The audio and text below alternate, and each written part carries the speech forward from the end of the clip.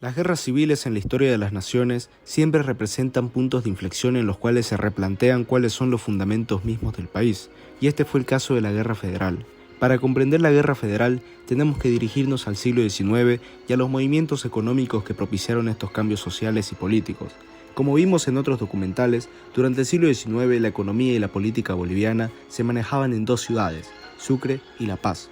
Este dualismo, con muchos roces a lo largo de la historia, sería el protagonista de esta guerra. Si bien Sucre era la capital legal y formal del país, La Paz, desde los inicios de la República, cobró protagonismo tanto político como económico. Esta es la historia de la guerra por la capital, la guerra por la sede de gobierno, la guerra entre dos departamentos, Sucre y La Paz, y la guerra que dividió Bolivia entre liberales y conservadores.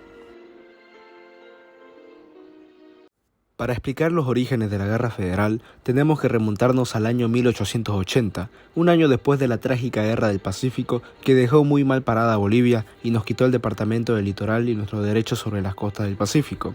El país se encontraba en un momento clave de su historia. Se convocó al Congreso en 1880 para decidir qué se iba a hacer con el país a partir de este momento, y una cuestión clave: ¿se continúa o no con la guerra?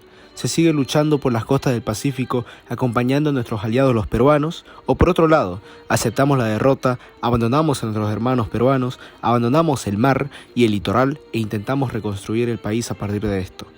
La historia fue clara. Se escogió la segunda opción. El país optó por la paz, instaurar un modelo económico y político acorde al siglo XIX y dejar atrás a los militares en el poder político. Se presentaron diversas propuestas políticas, por un lado los constitucionales y los demócratas, los cuales se unieron formando lo que conocemos históricamente como el Partido Conservador, y por otro lado, fundado por aquellos que creían que la guerra debía continuar, estaba el Partido Liberal de Leodoro Camacho. La opción conservadora se hizo con el poder el año 1884, una vez terminado el gobierno provisional de Narciso Campero.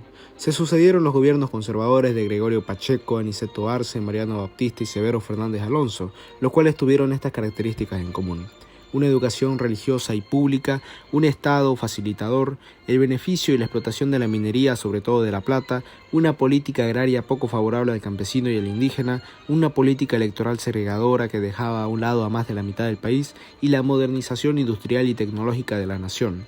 La alternativa por aquel entonces era el llamado Partido Liberal, que no difería del todo en aspectos económicos. Sin embargo, propuso un nuevo modelo de organización del Estado, un país laico, y eran apoyados por los grandes empresarios del norte del país, y sobre todo de La Paz. El líder de este partido fue don Leodoro Camacho, un excombatiente y comandante de la Guerra del Pacífico. A pesar de la fuerza oratoria, su estatus como veterano de guerra y sus reiterados intentos, Camacho nunca pudo acceder a la presidencia de la República, perdiendo ante Pacheco, Arce y Baptista consecutivamente. A partir de este Congreso de 1880, que juntaba a los hombres más notables e intelectuales del país, se marcó un punto y aparte en la historia de Bolivia. Inauguramos una nueva constitución, la de 1880, y así nacía una nueva etapa, la etapa histórica que conocemos como la Bolivia oligárquica, la Bolivia que sería controlada por los grandes empresarios conservadores. Como podemos ver, estos grandes empresarios como ser Pacheco o Arce llegarían incluso a congraciarse como presidentes de la República. Además, impusieron una nueva constitución la cual intentaba emular las constituciones europeas. Sin embargo, estos grandes pensadores olvidaban algo importante: Bolivia no era Europa y su realidad social era completamente distinta. Si bien Bolivia se apoyaba en la economía de la minería, también un gran sostén para este país, si no es que el principal, era el llamado tributo indígena. Eran dos países completamente distintos. En uno, el país oligárquico intentaba parecerse lo más posible a su idoneidad europea, y el otro país que vivía explotado por el otro, el mundo indígena, una realidad completamente distinta, llena de carencias y explotación e injusticias para el indígena y el campesino boliviano.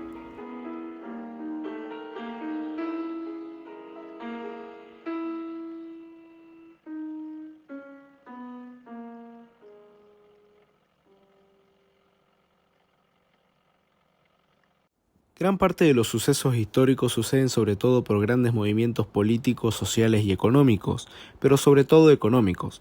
En Bolivia terminaba una era económica, la era de la plata, es decir, la era de Sucre y Potosí, y comenzaba una nueva en un mundo que demandaba cada vez más estaño, la era del estaño, que venía de la mano de Oruro y La Paz. Estos nuevos movimientos económicos crearon una nueva visión de país, una visión que quería una vez por todas a la ciudad de La Paz como el centro no solo económico sino también político del país, y de una vez por todas trasladar la capital de la República a dicha ciudad. Por aquel año, a pesar de no ser capital, la ciudad de La Paz tenía un importante movimiento comercial y económico, sobre todo con el Perú, y en especial en los productos de oro y coca. Esto la convertía, en qué duda cabe, en la ciudad más importante del país. Incluso demográficamente, La Paz tenía 60.000 habitantes, mientras Sucre apenas tenía 20.000. Además, los precios internacionales de la plata, principal ingreso de Sucre, habían caído en picada y la capital estaba en serio deterioro. Cantado, mil sirenas con su voz de cristal, Sopocalli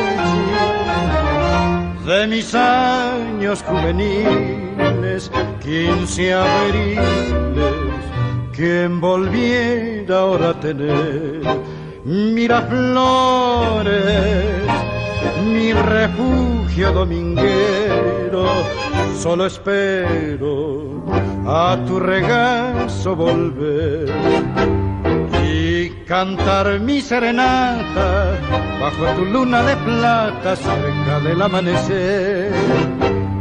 Y entre amigos con cerveza, disipar esta tristeza y una nueva vida ser. Esta realidad hizo pensar a diversos políticos paceños como Serapio Reyes Ortiz y Macario Pinilla Vargas sobre la verdadera posibilidad de cambiar la capital del país, de reformar la organización del Estado de un Estado unitario a uno federal y trasladar formalmente la sede de gobierno a La Paz. Pero concentrémonos en el segundo punto, un Estado federal. A lo largo de la historia del país, muy pocas veces se discutió la modificación del Estado unitario, pero en 2 ocasiones se llegó a debatir seriamente cambiar el modelo de Estado a uno federal, el cual garantice el desarrollo de las regiones del país por su cuenta y le dé mayores atributos y funciones a la política departamental y regional. La primera fue luego de la caída del presidente Melgarejo, el cochabambino Lucas Mendoza de la Tapia, quien cuestionó el modelo unitario y aprovechando el momento histórico de la caída del melgarerismo, decidió proponer el federalismo en aquel Congreso de 1871. Sin embargo, el unitarismo prevaleció. Su mayor defensor, Evaristo Valle, logró imponerse. El otro momento histórico fue el levantamiento de Andrés Ibáñez, el cual desde Santa Cruz se rebeló contra el gobierno pidiendo igualdad y federalismo. Sería respondido con bala y sangre. Entre diciembre de 1897 y enero de 1898 se llevaron a cabo las elecciones municipales, las cuales fueron tildadas de fraudulentas. Los liberales se levantaron e iniciaron las protestas, las cuales dejaron a un estudiante muerto, Ezequiel Eduardo. Al ver que la situación se salía de sus manos, los conservadores decidieron dar un paso atrás y reconocer a 4 concejales liberales. El presidente Fernández Alonso, para intentar apaciguar todo, decidió ir a La Paz a gobernar ahí un tiempo. Esto sería para los sucrenses algo ya inaceptable.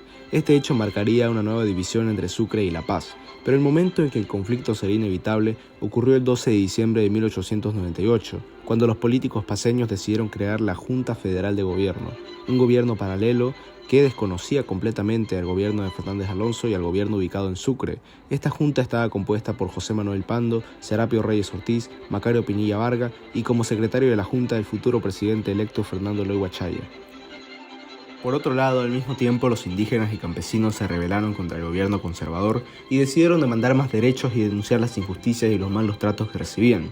Liderados por Pablo Zárate Vilca, el indio se levantaba y el liberal también, marcando el inicio del fin de los conservadores.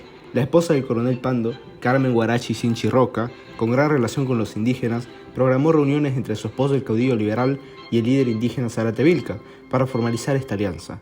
Ella sería la gran creadora de esta alianza que finalmente se haría frente al poder conservador. Pando y Vilca acordaron luchar juntos contra los conservadores. Así iniciaba una alianza política nunca antes vista. Indios y liberales juntos lucharían espalda con espalda para sacar a los conservadores del poder. A cambio, los campesinos e indígenas recibían derechos, se revertían las reformas agrarias que les quitaban sus tierras y podrían intervenir en la política, dándoles un poco de representatividad dentro del gobierno. Con la siguiente carta se formalizó esta alianza. La carta que Pando le escribía a Vilca decía lo siguiente: Vilca, te doy el grado de coronel, destruye al Blanco del Sud, Cuando derrotemos al ejército constitucional, yo seré presidente y tú serás segundo presidente de Bolivia y devolveremos la tierra al indio, la tierra que le ha arrebatado el general Melgarejo. Con estas palabras quedaba sellada la alianza.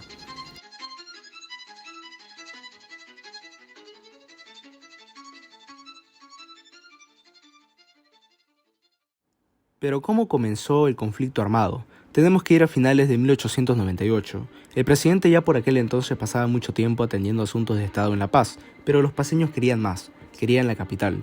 Los sucrenses indignados mandaron al Congreso Nacional una ley muy importante, una ley que cambiaría el país, una ley que haría estallar la guerra, la ley de radicatoria. Esta ley proponía que exista una obligación por parte del presidente y los poderes del Estado de permanecer irrestrictamente en la ciudad de Sucre. Era el comienzo de una guerra. La nueva ley de radicatoria decía textualmente lo siguiente. Artículo 1. El Poder Ejecutivo residirá permanentemente en la capital de la República, salvo los casos determinados por la Constitución Política del Estado. Artículo 2. Si llegara en los casos previstos anteriormente, el Ejecutivo solo podrá permanecer fuera de la capital de la República por el periodo de las funciones legislativas, debiendo restituirse a su asiento ordinario inmediatamente después de la clausura de sesiones. La ley es aprobada y toda la brigada de los representantes paceños salen indignados del Congreso Nacional. El presidente Fernández Alonso, a pesar de haberse comprometido a no aprobar la ley, decide promulgarla. Es entonces cuando el pueblo paceño se levanta en protestas gritando una palabra que no se escuchaba en Bolivia hacía muchos años: federalismo. Con la instalación de la Junta Federal, la ruptura entre el gobierno en Sucre y los políticos paceños y liberales era oficial.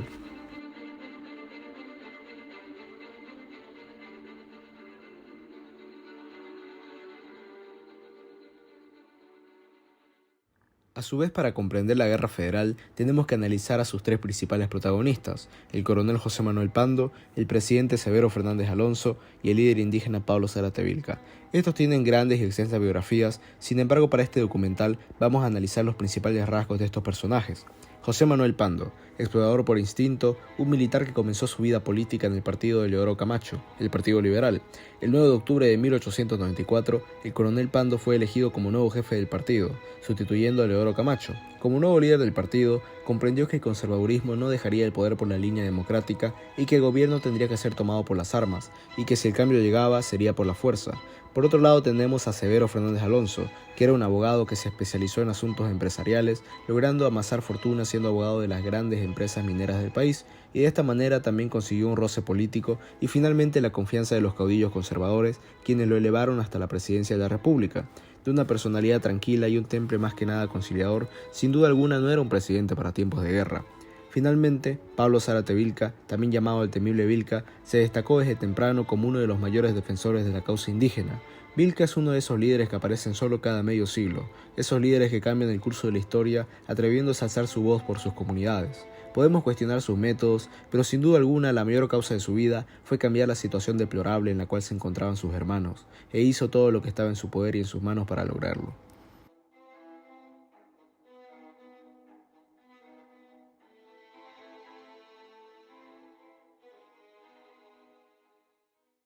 La guerra había comenzado. Una vez iniciado el conflicto, el presidente Fernández Alonso traslada a sus tropas su llamado Ejército Constitucional de Sucre a Oruro, lugar donde se sentaría su cuartel general durante todo el conflicto.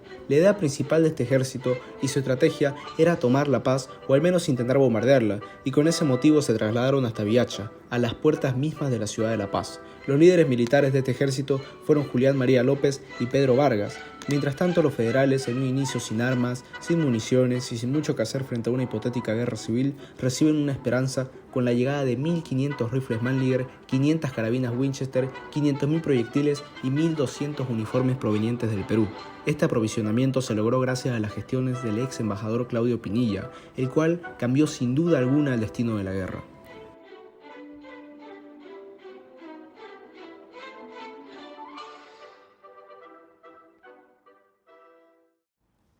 Uno de los primeros conflictos y hechos sangrientos ocurrieron en Corocoro y Santa Rosa, donde fueron asesinados cerca de 117 indígenas entre abusos en poblaciones originarias y batallas. Cabe destacar que a lo largo de todos los conflictos armados que se encontraban sobre todo en La Paz y Oruro, aunque con ciertas batallas en Potosí y Cochabamba, los contingentes indígenas fueron decisivos en las victorias de los federales. A lo largo del conflicto se sucedieron diversas batallas, pero un pueblo y una masacre marcarían profundamente el transcurso de esta guerra. Ayo. Este suceso representa el momento más sangriento de la guerra y nos recuerda la sangre que puede ser derramada con tal de conseguir un fin político, y a su vez es una reacción por parte del indio a décadas, si no es que siglos de explotación. La masacre de Ayo es uno de los acontecimientos más sangrientos de la Guerra Federal. Se trata de una matanza acaecida el 24 de enero de 1899 en la localidad de Ayo en el departamento de La Paz. Luego de la batalla del primer crucero, donde las fuerzas ucranianas fueron derrotadas, buscaron refugio en el pueblo de Ayo. Los malheridos soldados buscaron refugio y atención médica en el templo de Ayo, donde fueron ayudados por sacerdotes franciscanos que curaron sus heridas y les ofrecieron suministros. Mientras los soldados descansaban, centenares de indígenas que estaban bajo las órdenes de Pablo Zárate Vilca comenzaron a rodear el pueblo. Mientras los franciscanos curaban a los heridos, abruptamente comenzaron a sonar ruidosos pututus, los cuales representaban el inicio del ataque de los indígenas en busca de su enemigo. Comenzó el ataque y cientos de indígenas invadieron Ayo con flechas, antorchas y fusiles. Muchas de estas antorchas fueron arrojadas a casas particulares, dejándolas reducidas a cenizas. Es entonces cuando comienzan a acercarse al templo, donde se encontraba el ciudadano chuquisaqueño, don Camilo Blascut, con sus 2 hijos. Los indígenas derribaron el portón de la iglesia y se abalanzaban sobre don Camilo, sacándolo del templo para ofrecerlo como sacrificio humano en la plaza. Le sacaron la lengua, le vaciaron los ojos y lo asesinaron a golpes. Misma suerte corrió para el sacerdote jesuita Juan Fernández de Córdoba, quien fue asesinado a hachazos y su corazón fue extirpado y expuesto en medio de la plaza. Luego de este cruento hecho, el expresidente Mariano Baptista reacciona publicando el que es considerado uno de los artículos más racistas de la historia de Bolivia, Lugentis Campi, cuya traducción es Campos de Dolor. Una vez los soldados ucrenses entran al templo, terminan por masacrar a los soldados ucrenses que quedan ahí. Entre las víctimas de la masacre se pueden mencionar los nombres de José de Ávila, Melitón Sanginés, Félix Morales, Víctor Betancourt, Ismael Roncal, Eladio Fiengo, Eulogio Selvas, Ricardo Alba, Belisario Lora, Miguel González, Jorge Campero, Mariano Matienzo, Calixto Risco, Abel Benavides, Pastor Castro, Zacarías Urizar, Claudio Arce, Adrián Pacheco y Andrés Loza. Ayo queda como el testimonio de la barbarie, la cruda realidad de un pueblo que se encontró a sí mismo en la Guerra Federal. Aquella Bolivia andina y aymara constantemente olvidada reaccionó de forma violenta y tomó la oportunidad de venganza que se le puso enfrente. Aquella Bolivia que no era requerida, ni nadie pedía su voz ni su voto, aquella Bolivia olvidada por el Estado, aquella Bolivia constantemente ultrajada por los más poderosos y las élites gobernantes, aquella Bolivia indígena que con sangre y saña buscó venganza. Ese grupo de indígenas que masacró a aquellos soldados representan años de enfrentamiento y odio mutuo. Eso representa realmente a Ayo. Sin duda alguna hay una Bolivia antes y después de Ayo. Otro suceso sangriento fue la masacre de Moza. La madrugada del 1 de marzo de 1899 ocurrió uno de los hechos que marcaría la Guerra Federal. Este a su vez fue uno de los hechos más sangrientos y macabros de la guerra. El escuadrón Pando de los federales, bajo el mando de Arturo Eguino, llegó al pueblo de Moza y a pesar de la hospitalidad de los pobladores, los soldados abusaron y cometieron muchos vejámenes. Esto despertó la ira de los pobladores, que recurrieron al líder indígena Lorenzo Ramírez, el cual llegó con un gran número de indígenas del pueblo. Ramírez, aludiendo a la Alianza Indígena Federal, le pidió a Eguino que le entregue sus armas, lo cual ingenuamente hizo. Una vez desarmados, se dirigieron al templo pensando que era un lugar seguro. Sin embargo, los indígenas pasaron a vejarlos, torturarlos y luego asesinarlos. Un total de 130 soldados federales fueron brutalmente asesinados. Este hecho ya nos muestra una señal de enemistad entre la misma Alianza Indígena Federal y cómo poco a poco el movimiento indio termina buscando una independencia frente a los liberales.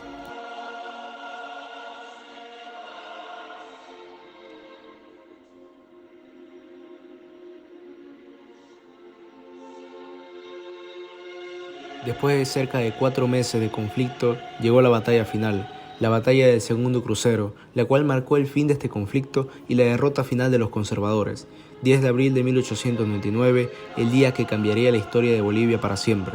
En Pari Oruro se decidiría el destino de la república entera, la batalla final misma. 1820 efectivos y un cañón por parte de los federales de Pando y Vilca, y 1966 efectivos y 6 cañones con 4 ametralladoras por parte de los constitucionalistas de Severo Fernández Alonso y Julián María López.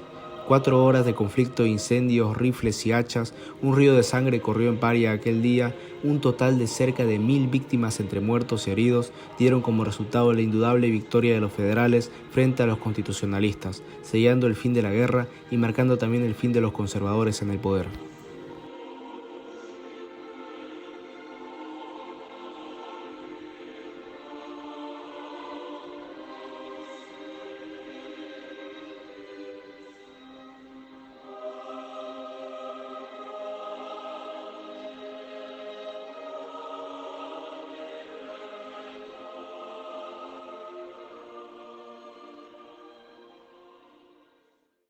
Severo Fernández Alonso había huido del país y el 12 de abril José Manuel Pando y Pablo Zárate Vilca entraban a caballo triunfantes a Oruro, sellando así la derrota de los conservadores y cambiando para siempre la historia de Bolivia. Luego de la batalla final, los mismos líderes del Partido Liberal dijeron: ya no requerimos de los servicios de la raza india, en clara alusión a que los indígenas fueron vilmente utilizados y engañados, además de ser vistos como carne de cañón para los liberales. Fue entonces cuando los indígenas replantearon su alianza con los liberales y empezaron a tomar medidas más independientes frente a estos, incluso convertirse directamente en sus enemigos. Aquí sucede algo interesante, a lo que se llama históricamente como la Proclama de Caracollo o el Levantamiento de Peñas. En este manifiesto, Pablo Zárate Vilca propuso los siguientes 3 puntos. Deseamos hallar la regeneración de Bolivia. El segundo punto, los indígenas y los blancos nos levantaremos a defender a nuestra República de Bolivia contra los que quieren apoderarse y vendernos a los chilenos. Tercer punto, deben respetar los blancos a los vecinos, a los indígenas, porque somos una misma sangre e hijos de Bolivia. Deben quedarse como hermanos con los indianos y hago prevención a los blancos para que guarden respeto a los indígenas. Luego de esta proclama, Zárate impulsó la formación de un gobierno paralelo donde puso al Jatunruna Juan Lero como presidente de la República. Este nuevo gobierno se cimentaba en las siguientes bases: la constitución de un gobierno indígena, la restitución de tierras a los indígenas y la guerra frontal contra las minorías corruptas. Esto sería interpretado por Pando y los liberales como una amenaza a la unión y la independencia nacional. Luego de esto, Pablo Zárate Vilca y los líderes indígenas fueron apresados, marcando el fin de la Alianza Liberal Indígena. La primera promesa de los liberales fue incumplida.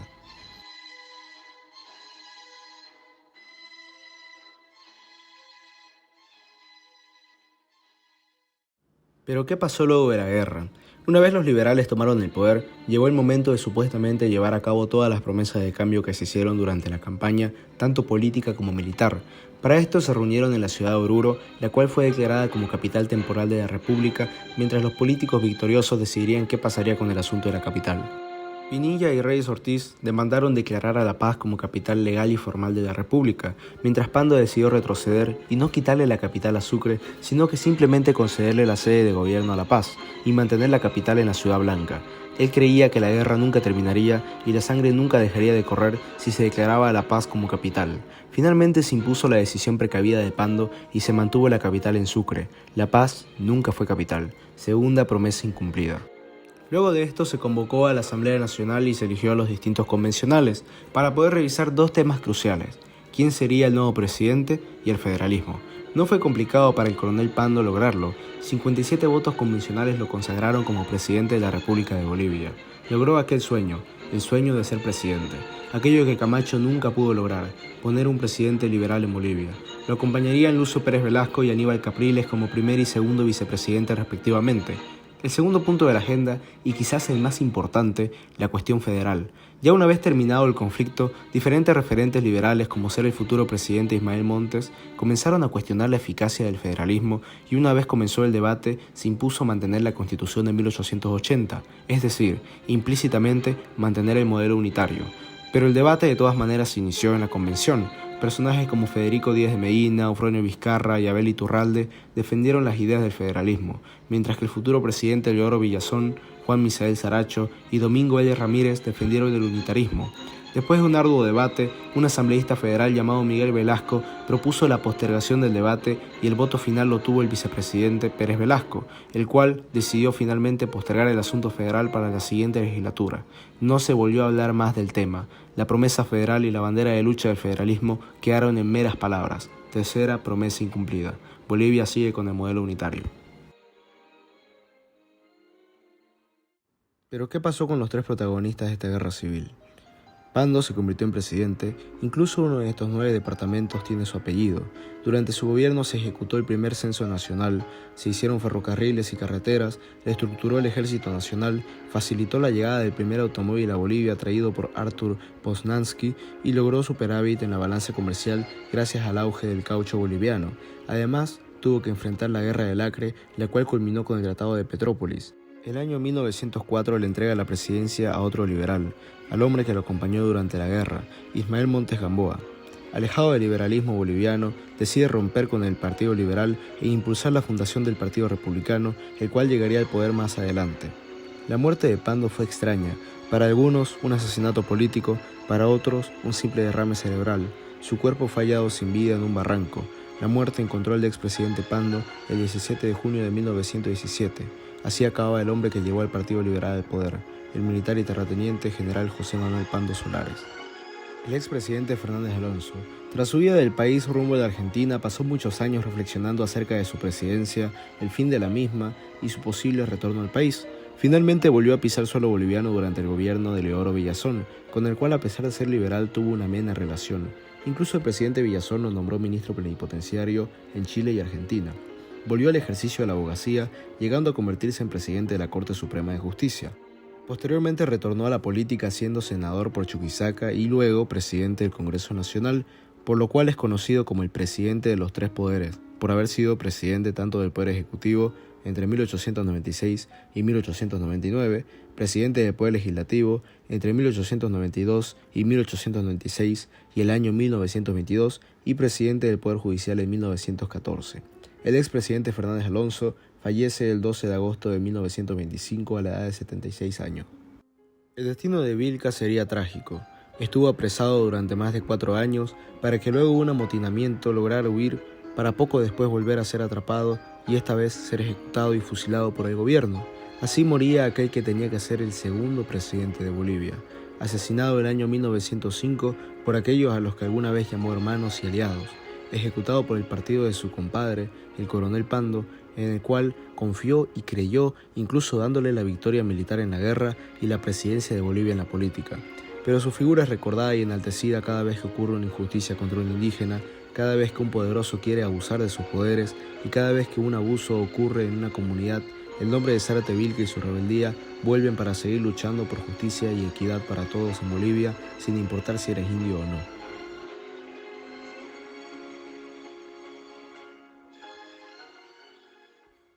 Pero ¿qué representa realmente la Guerra Federal? A mi juicio representa la hipocresía del político boliviano. La traición, la vileza y la doble moral que se manejó por aquel entonces nos hace reflexionar acerca de la realidad boliviana, pero sobre todo de la cruda realidad moral de nuestro país, que ya por aquel tiempo tenía políticos de esta calaña.